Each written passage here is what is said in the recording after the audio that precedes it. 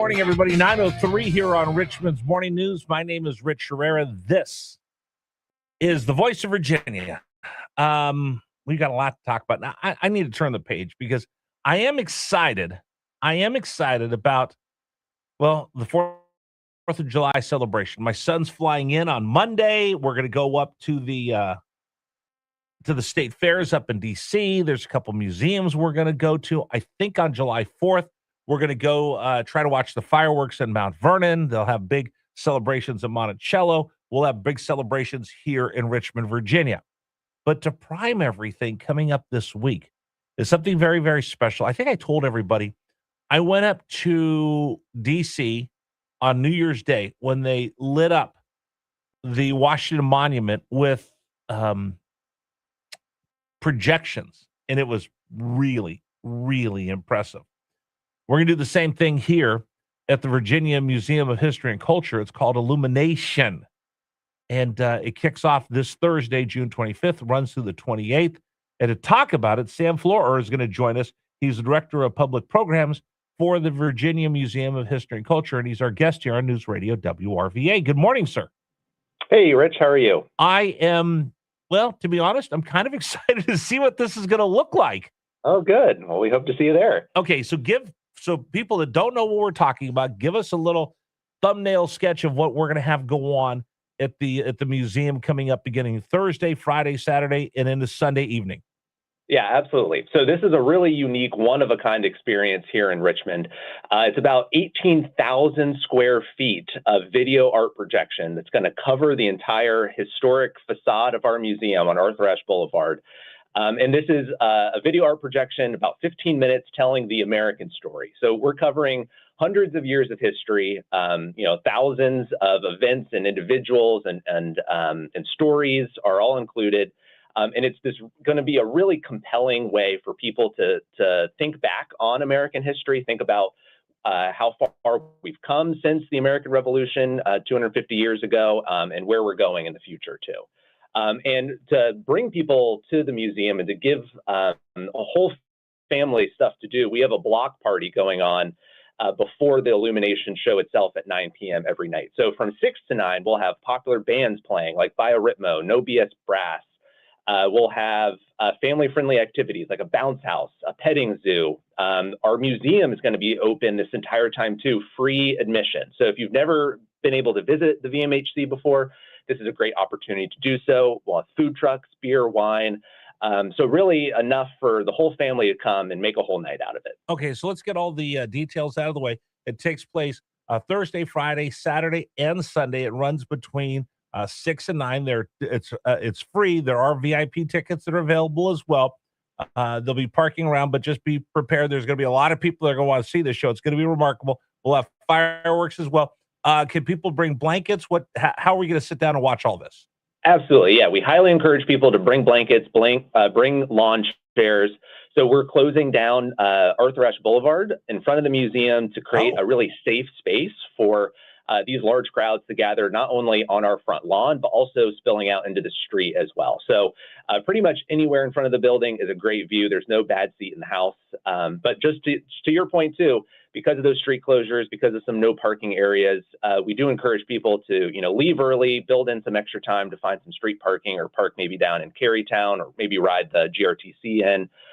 So a lot of options there. Sam Florer joining us right now from the Virginia Museum of History and Culture. How difficult is it to put something like this on? Like I said, I went up to D.C. because I want to say, listen, it's the beginning of the semi-quincentennial. It's the first. My son was in town, like, come on, Riggs, let's go look at it. And I'm glad I did because I might not ever be able to see it. I know I'll never see it on New Year's Day of 2026, but it took a lot to put that on the Washington Monument. Tell me the painstaking ordeal to put this together for the people here in Richmond. Yeah, absolutely. So we've been working on this actively for well over a year. And just as you said, it's hard to squeeze down, hundreds and hundreds of years of American history into 15 minutes. So, we spent a lot of time really intentionally thinking, what are the major moments in American history? What are the events and historical figures that people are going to instantly recognize and connect with? but also maybe some, lesser known people that folks are going to want to go research more and maybe come back to the museum and learn more about it. So this is really our culminating event along with SailFest that we did, last week. IllumiNation is really what we've been building to for years and years to commemorate the 250th. So this is a really special occasion, and we're really excited to see the whole community come out and join us. Sam, can we be completely candid right now? Absolutely. Everybody I talked to that was at SailFest said that you raised the bar so high with the fireworks show and all the rest and the drone and the whole thing that I don't know. You set the bar so high. I mean, are you really willing to answer the bell one more time with IllumiNation? Because people are still talking about SailFest. Well, that's great to hear. And you know what? I think we are. I think we're ready for the moment.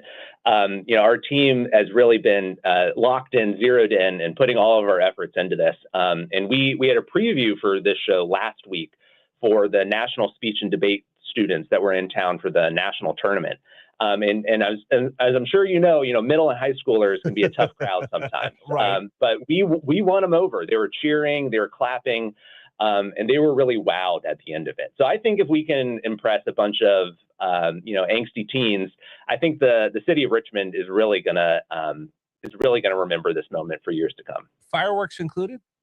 Yep. So pyrotechnics at the end, and that are really going to surprise people too. So these aren't, and for any residents that might be concerned, these aren't things that are like exploding up in the air, but really vibrant, bright, exciting pyrotechnics that is a great culmination to the end of the show. Help me out with this a little bit.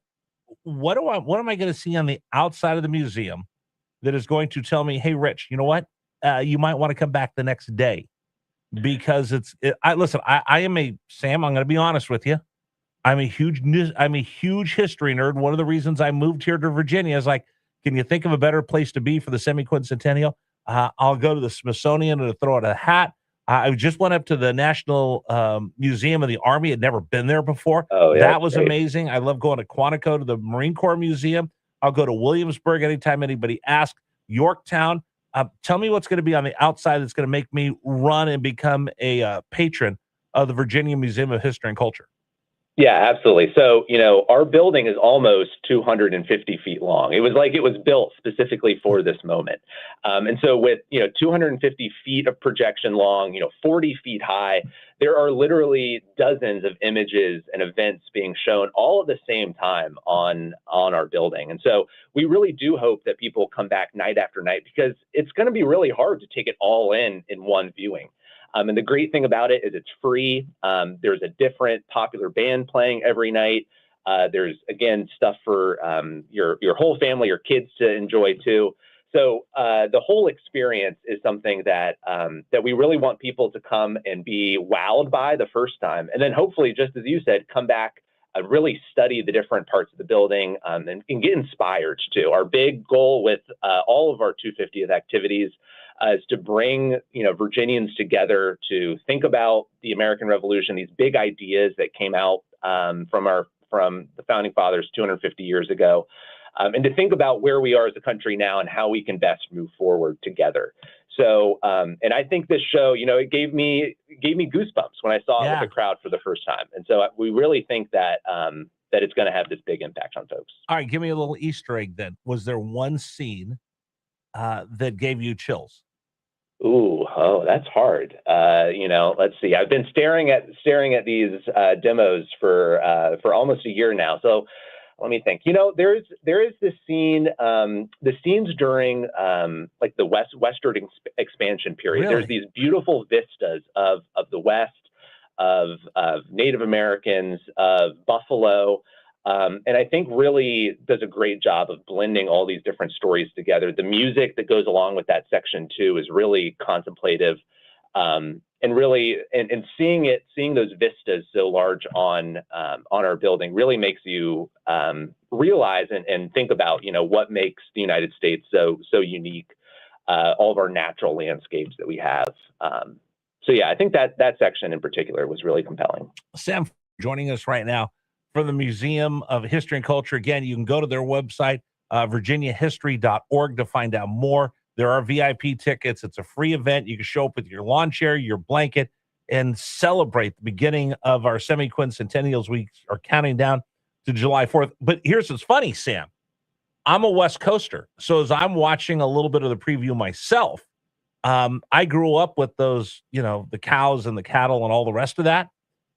I think I'm going to get goosebumps when I see General Washington on his horse. I think I'm going to get goosebumps when I see the Virginia militia and the Continental Army fighting the lobsterbacks. I think that's what's going to get me the most excited as I watch this. So I think there's something for everybody. Absolutely. There really is. There's something for everybody. It goes all the way, through the modern day. So hopefully, no matter who you are, where you come from, there's going to be something in that show. We talk about cultural, there are pop culture icons, musical icons, everything. And also really to emphasize again too, the museum is open. So we have a lot of great exhibitions on display inside the museum. We have the traveling version of our Give Me Liberty, Virginia and the Forging of a Nation, our 250th American Revolution exhibit is back for a limited time. So tons of great stuff inside the building for people to see as well. Okay, now don't laugh at me, but you know what I feel like we're talking about? At the end of the American Experience at Epcot, when they show the country from the very beginning all the way through, I kind of get a feeling I'm going to walk away with those same goosebumps I get when I go to the American Adventure. And we're going to have it right here in Richmond again. Begins Thursday night, Friday night, Saturday night, Sunday night. It's a free event. Bring your lawn chair, bring your blanket, come out and celebrate the United States of America. Sam, I hope to see you there. I can't wait for this. Absolutely. Thank you so much, Rich. Just look for me in a blue shirt and a fanny pack, and I'll be hard to miss. Look for me. I'll be the guy with his eyes wide open going and just drooling because I love history so much. Sam, thank you. I'll talk to you soon. All right. Thank you, Rich. All right, take Bye-bye. care. Sam Flora joining us from the Virginia Museum of History and Culture. Big event coming up as we get ready for the 4th of July. All right, today's program brought to you in part by A+ Windows. So here's the deal. I don't know anything about replacing windows. I told you, first house I bought, we go, oh, you know what? This is great.